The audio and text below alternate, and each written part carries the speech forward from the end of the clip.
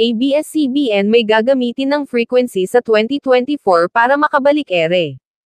Maaalalang maraming kapamilya fans ang nalungkot sa nang i-demolish ng mga Lopez ang ABS-CBN Broadcasting Center sa Quezon City upang tayuan ng bagong Rockwell Center. Maging ang dating frequency nito na napunta sa pagmamay-ari ni Manny Villar na kasalukuyang AMBS Network. Sa susunod na taon ay masisilayan na ng maraming kapamilya ang bagong ABS-CBN Studios. May pagtatayuan di umano na bagong headquarters ng ABS-CBN Studios at pagmamay-ari din ng Lopez.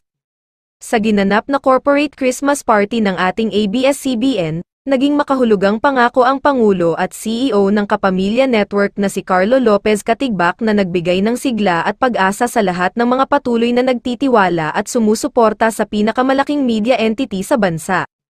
I'm making a promise. Next year 2024 will be the best year for ABS-CBN, pangako ni Sir CLK.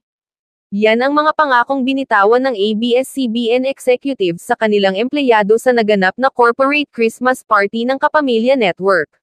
Siniguro niya na mas bago at mas malakas na ABS-CBN ang makikita ng mga kapamilya sa darating na 2024.